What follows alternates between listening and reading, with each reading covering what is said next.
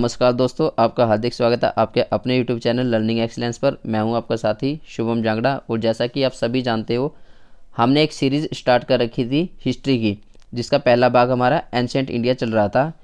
इस वीडियो से पहले हम आपको 2 क्लास जो है प्रोवाइड करवा चुके हैं। आज की क्लास में हमारी 3rd क्लास रहेगी आज, और इस क्लास में हमारा वैदिक सभ्यता टॉपिक रहेगा। दोस्तों, वैदिक सभ्यता वैसे तो 1500 से लेकर 600 ईसा पूर्व तक काउंट होती है, लेकिन आगे चलकर ये डिवाइड हो जाएगी। 1500 से लेकर 1000 तक ये वैदिक सभ्यता कहलाएगी, और 1000 से लेकर 600 तक हमारी उत्तर वैदिक सभ्यता कहलाएगी। चलिए स्टार्ट करते हैं। वैदिक सभ्यता का जो समय काल है वो 1500 से लेकर 600 ईसा पूर्व तक रहा। आगे चलकर वैदिक सभ्यता जो है हमारी 2 भागों में विभाजित हो जाती है। वैदिक सभ्यता जिसका समय काल जो है वो 1500 से लेकर 1000 ईसा पूर्व तक है, और उत्तर वैदिक सभ्यता जिसका समय काल 1000 से लेकर 600 ईसा पूर्व तक है। जब तक सिंधु घाटी सभ्यता की खोज नहीं की गई थी, तब तक भारत की सबसे बड़ी सभ्यता वैदिक सभ्यता ही मानी जाती थी। फिर सिंधु घाटी सभ्यता की खोज होने के बाद अब सबसे पहले नंबर पे सबसे बड़ी खोजी गई सभ्यता सिंधु घाटी सभ्यता मानी जाती है। उसके बाद प्रेफरेंस दी जाती है वैदिक सभ्यता को। वैदिक सभ्यता एक ग्रामीण सभ्यता थी। हमने कल की वीडियो में सिंधु घाटी सभ्यता पढ़ा था, और सिंधु घाटी सभ्यता में हमने ये पढ़ा था कि सिंधु घाटी सभ्यता एक नगरीय सभ्यता है, और वैदिक सभ्यता हमारी क्या है, ग्रामीण सभ्यता। वैदिक सभ्यता एक ऐतिहासिक काल की सभ्यता थी, क्योंकि इसमें जो भी साक्ष्य और अवशेष मिले हैं सभी के सभी पढ़े भी गए हैं, और सबकी पूर्णतः जानकारी भी प्राप्त हो चुकी है। हमने क्लास 1 में आद्यऐतिहासिक, प्रागैतिहासिक और ऐतिहासिक के बारे में पढ़ा था, जिसमें प्राग ऐतिहासिक हमने वो पढ़ा था जिसके अंदर लिखित साक्ष्य नहीं मिले। आदि ऐतिहासिक वो पढ़ा था जिसमें हमें लिखित साक्ष्य मिले हैं लेकिन उन्हें पढ़ा नहीं गया, जैसे कि हड़प्पा सभ्यता थी। और ऐतिहासिक सभ्यता वो थी, ऐतिहासिक काल वो था जिसमें हमें लिखित साक्ष्य मिले भी है, उन्हें पढ़ा भी गया, जैसे हमारे ऋग्वेद, हमारे वेद हो गए, हमारे पुराण हो गए, ये सारे के सारे ऐतिहासिक काल में आएंगे। ऐसे ही हमारी वैदिक सभ्यता जो है वो ऐतिहासिक काल में आती है। वैदिक सभ्यता की जो उत्पत्ति है, जो जनक है, वो जो जन्मदाता है, वो आर्य कहलाते हैं। आर्य जो है संस्कृत भाषा का उपयोग करते थे, जिसका अर्थ था श्रेष्ठ। आर्यों की उत्पत्ति के सिद्धांत पढ़ लेते हैं। कुछ मेन फैक्टर हैं दोस्तों, इनके ऊपर नज़र डाल लेते हैं। एक मैक्स मूलर नामक इतिहासकार का होता था, उसका क्या कहना था कि जो आर्य है वो मध्य एशिया से आए थे, जो अफगानिस्तान का भाग पड़ता है। एक संपूर्णानंद नामक इतिहासकार होता था, उसका कहना क्या था कि जो आर्य है वो आल्पस पर्वत यानी यूरोशिया से आए थे।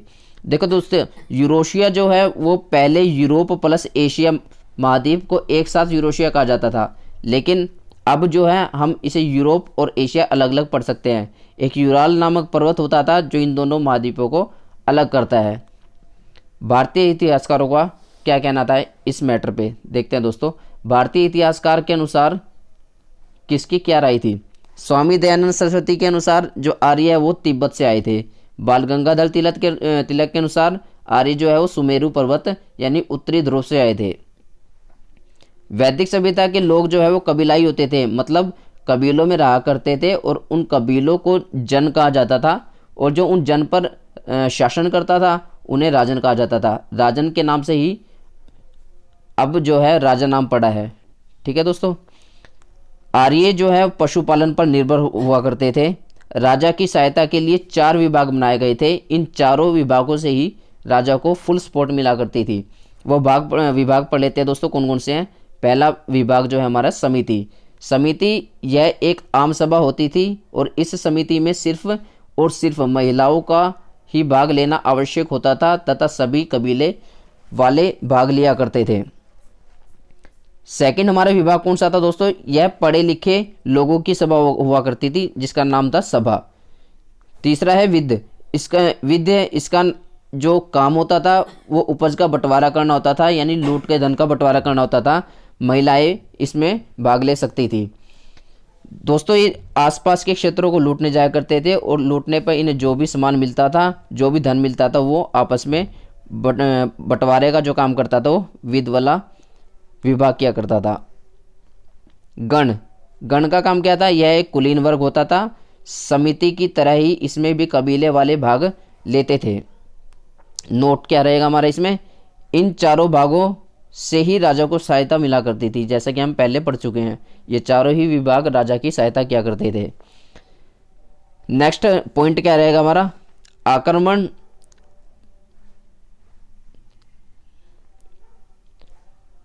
आक्रमण के समय राजा की सहायता सेना करती थी, इसलिए वैदिक सभ्यता में हमें सेना के भी प्रमाण मिलते हैं। राजा के पास अस्थायी सेना हुआ करती थी, जरूरत पड़ने पे ही बुलाया जाता था। ये क्यों होता था दोस्तों, क्योंकि उस समय भी मुद्रा जो है उसकी खोज नहीं हुई थी, इसलिए जो सेना होती थी वो अस्थायी हुआ करती थी, जरूरत पड़ने पे ही राजा बुलाया करता था। राजा को धार्मिक मामलों में सलाह जो है पुरोहित दिया करता था। जैसे कि आज भी कई घरों में जो है पुरोहित होते हैं, गुरु होते हैं, जिनसे सलाह लेने के लिए हम उनकी परामर्श लेते हैं। ऐसे ही पहले हुआ करते थे। एक स्पष्ट नामक विभाग हुआ करता था, जो कि गुप्तचर विभाग होता था, राजा को गुप्त जानकारी दिया करता था। वैदिक सभ्यता में हमें न्याय का वर्णन नहीं मिलता, क्योंकि उस समय लोग एक दूसरे से नहीं झगड़ा करते थे और ना ही एक दूसरे से भेदभाव था किसी का, इसलिए कबीलों में आपस में भेदभाव नहीं होता था। वैदिक सभ्यता में हमें बलि नामक कर यानी टैक्स की बात करेंगे दोस्तों। यहाँ कर का वर्णन मिलता है। यह टैक्स जो है एक स्वेच्छा टैक्स हुआ करता था, मतलब अपनी मर्जी से दिया हुआ टैक्स हुआ करता था। अगर हमारा मन होता तो दे दो, नहीं मन हो तो ना दो। तो लोगों को अपनी मर्जी से देना होता था, तथा राजा इस कर यानी टैक्स को लेने के लिए जनता को मजबूर नहीं करता था। वैदिक सभ्यता के स्रोत पर हल्की सी नज़र डाल लेते हैं दोस्तों। इस सभ्यता से हमें पुरातात्विक व लिखित दोनों ही स्रोत मिलते हैं। एक बोगाज कोई अभिलेख मिला था हमें, कहाँ से, मध्य एशिया से, जो कि 1400 ईसा पूर्व पुराना था। और इस बोगाज कोई अभिलेख में हिंदू देवी देवताओं का वर्णन मिलता है। कौन कौन से वो देवी देवता है, एक वरुण देवता, अग्नि देवता, मित्र और नास्तिय, ये चारों देवताओं का वर्णन मिलता है। ये सभी हिंदुओं के देवी देवता तथा ये सभी लिखित साक्ष्य मिले हैं। और क्या मिला दोस्तों हमें वहाँ से, हमें एक गोरे मृद भांड मिला है, जो मिट्टी के बर्तन को बोला जाता है, और एक चित्रित धूसर मृत भांड मिला है। ये दोनों एक पुरातात्विक साक्ष्य हैं। दोस्तों हमें जो भी पुराने साक्ष्य मिलते हैं, जो भी पुराने फिजिकली यंत्र मिलते हैं, या कुछ भी मन के मिलते हैं, या कुछ भी बर्तन मिलते हैं, तो उन्हें हम पुरातात्विक साक्ष्य बोल देते हैं। वैदिक सभ्यता के 1500 से 1000 ईसा पूर्व में हमें ऋग्वेद का वर्णन मिलता है। दोस्तों हमारे जैसे कि 4 वेद हैं, और उन 4 वेदों में से सिर्फ ऋग्वेद ऐसा है जो अकेला वैदिक सभ्यता में मिलेगा, बाकी 3 जो है आपको उत्तर वैदिक सभ्यता में मिलेंगे। इसलिए वैदिक सभ्यता को हम ऋग्वेद सभ्यता भी कह देते हैं, क्योंकि सिर्फ ऋग्वेद का ही जिक्र है वैदिक सभ्यता में। ऋग्वेद में दोस्तों 10 मंडल हैं और 1028 सूक्तियाँ हैं। उन 10 मंडल में से सिर्फ पहला और 10वां मंडल जो है वो अभी जोड़ा गया है, वो नया मंडल है। जिससे पहले मंडल 2 से लेकर 9 तक जो है वो पुराने मंडल थे। ऋग्वेद के मंडल 3 में हमें गायत्री मंत्र का वर्णन मिलता है। गायत्री मंत्र जो है देवी सविता को अर्पित है। वो नेक्स्ट लाइन में अगर जिक्र हुआ तो उसके पास हम डिस्कस कर लेंगे दोबारा इसको, लेकिन अब के लिए हमने क्या फैक्टर पढ़ना है। ऋग्वेद के मंडल 3 में हमें गायत्री मंत्र का वर्णन मिलता है, और जिसे विश्वामित्र ऋषि ने लिखा था। और दोस्तों ऋग्वेद के 7वें मंडल में हमें राजा दशराज का युद्ध के वर्णन मिलते हैं। उस युद्ध में हमें 10 राजाओं के साथ राजा सुदास ने पुरुषनी नदी के किनारे लड़ा था। आर्यों और अनार्यों के बीच यह युद्ध हुआ था। मंडल 7 में हमें जो 10 राज युद्ध मिला था दोस्तों, इसमें एक और तो 10 राजा थे और दूसरी ओर सिर्फ एक अकेले राजा सुदास थे। इन दोनों के बीच में युद्ध हुआ था। 7 में कौन सी नदी थी? पुरुषनी नदी। और ये युद्ध आर्यों और अनार्यों के बीच हुआ था। ठीक है दोस्तों। ऋग्वेद के मंडल 9 में हमें क्या मिलता है दोस्तों? सोमरस का वर्णन मिलता है। और सोमरस ये वही सोमरस है दोस्तों जो वर्तमान में शराब बोली जाती है, जिसे शराब कहा जाता है, सोमरस को। पहले के समय में इसे सोमरस बोल देते थे, अब वर्तमान में इसे शराब बोल देते हैं। तथा सोम जो है वो वनस्पति के देवता होते थे और सोमरस को लोग उत्सव और समारोह में पीते हैं। ये तो काम आज भी करते हैं दोस्तों, समारोह और उत्सव में ही चलते हैं अब भी। नेक्स्ट पॉइंट की ओर बढ़ते हैं। ऋग्वेद के मंडल 10 में हमें वर्ण व्यवस्था का वर्णन मिलता है। यह एक कर्म आधारित वर्ण व्यवस्था होती थी। दोस्तों कर्म आधारित का मतलब क्या होता है, जो काम हमारी पीढ़ी करती है आगे चलकर उनकी पीढ़ी करेगी। जैसे अब मान लो मेरे दादा हैं, वो लकड़ी का काम करते हैं, आगे चल के मेरे पापा लकड़ी का काम करेंगे, फिर आगे चल के हम अपने जो उनके बच्चे होंगे वो भी लकड़ी का काम करेंगे। तो दोस्तों ये सारी कर्म आधारित हुआ करती थी। लोपामुद्रा नामक विदुषी यानी विद्वान महिला का वर्णन हमें वैदिक सभ्यता में ही मिलता है। ऋग्वेद को पढ़ने वालों को होत्र कहा जाता था। जो भी ऋग्वेद को पढ़ते थे उन्हें होत्र कहा जाता था। इस काल में भी महिलाओं की स्थिति अच्छी होती थी और बाल विवाह और दहेज प्रथा नहीं हुआ करती थी। इस काल की सभ्यता में महिलाओं को पुनर्विवाह करने की अनुमति होती थी। वैदिक सभ्यता काल का व्यापार क्या रहा था वो उसके बारे में कुछ पढ़ लेते हैं। वस्तु विनिमय होता था, जैसे कि हमने सिंधु घाटी सभ्यता में भी पढ़ा था कि वस्तु विनिमय से ही व्यापार हुआ करता था, क्योंकि जब मुद्रा का जो है वो आविष्कार नहीं हुआ था। क्योंकि मुद्रा ना होने की वजह से लोग क्या करते थे, अपना सामान दूसरों को देके और दूसरों से अपनी ज़रूरत का सामान ले लिया करते थे, जिसे वस्तु विनिमय कहा जाता था। तो दोस्तों वस्तु विनिमय प्रणाली से ही व्यापार होता था, क्योंकि पहले जो है मुद्रा नहीं चली थी तथा एक कबीले से दूसरे कबीले तक ये व्यापार सीमित हुआ करता था। मुद्रा की शुरुआत 600 ईसा पूर्व में हुई थी, लेकिन ये तो अभी 1500 से लेकर 1000 ईसा पूर्व तक का समय काल चल रहा है, इसलिए 600 ईसा पूर्व तक जब हम पहुँचेंगे तब तक मुद्रा जो है वो चल चुकी होंगी।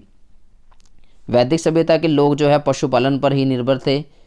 इनका जो है पशुपालन ही मुख्य हुआ करता था। पशुओं में सबसे पवित्र गाय को माना जाता था, दूसरे स्थान पर घोड़े को माना जाता था। गाय को अधन्य कहा गया था, जिसे मारने पर पाप लगता था।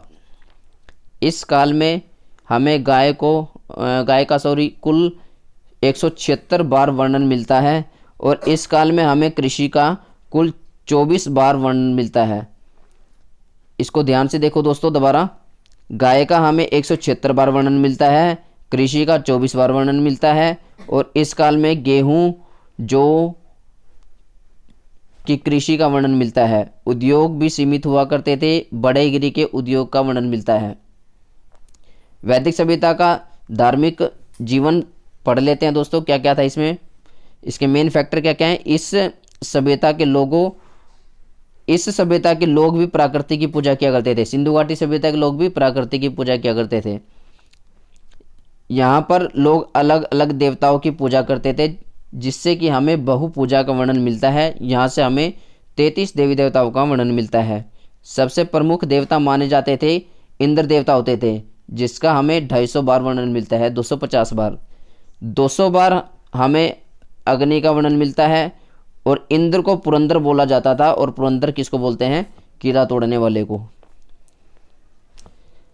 अग्नि को मध्यस्थता कहा जाता था, जो देवता और इंसान के बीच वार्तालाप करवाया करती थी। मनुष्य और देवता के बीच की बात करवाती थी अग्नि। ऋग्वेद काल में वरुण जो देवता माने जाते थे वो वर्षा के देवता होते थे। देवी सविता, देखो दोस्तों ये रहा वो पॉइंट कि देवी सविता को चमकीले सूर्य माना जाता है और जो ऋग्वेद में गायत्री मंत्र है वो देवी सविता को ही समर्पित है। मित्र को उगता सूरज का देवता माना जाता था और अश्विन को चिकित्सा का देवता माना जाता था और सोम को वनस्पति का देवता माना जाता था। ऋग्वेद की सबसे पवित्र नदी कौन सी मानी जाती थी, सरस्वती नदी। ऋग्वेद की सबसे महत्वपूर्ण नदी है सिंधु नदी। ऋग्वेद में हमें गंगा नदी का 1 बार और यमुना नदी का 3 बार वर्णन मिलता है। ठीक है दोस्तों, इस काल में भी लोग जो है लोहे से अपरिचित हुआ करते थे, लेकिन जैसे कि सिंधु घाटी सभ्यता में कांस्य युगीन सभ्यता होती थी, क्योंकि कांस्य धातु से ही परिचित थे, यहाँ तक भी वो कांस्य से ही परिचित थे, इसलिए इस काल में भी लोहे की खोज नहीं हुई थी। औषधि व पशु का देवता माना जाता था पुष्ण को।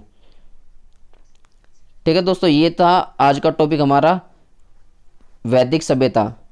वैदिक सभ्यता का जो हमने समयकाल पढ़ा है, आज हमने सिर्फ पढ़ा है 1500 से लेके 1000 ईसा पूर्व तक का। इससे नेक्स्ट टॉपिक हमारा रहेगा उत्तर वैदिक सभ्यता, उसमें हम 1000 से लेके 600 ईसा पूर्व तक का समयकाल पढ़ेंगे। ठीक है दोस्तों, हमारी ये सीरीज़ ऐसे ही कंटिन्यू रहेगी। अगर आपको PDF फाइल चाहिए तो आप हमारा टेलीग्राम ग्रुप है वो ज्वाइन कर सकते हैं, आपको हर एक क्लास की PDF वहाँ पर प्रोवाइड करवा दी जाएगी। मिलते हैं नेक्स्ट वीडियो में। धन्यवाद दोस्तों, जय हिंद, जय भारत।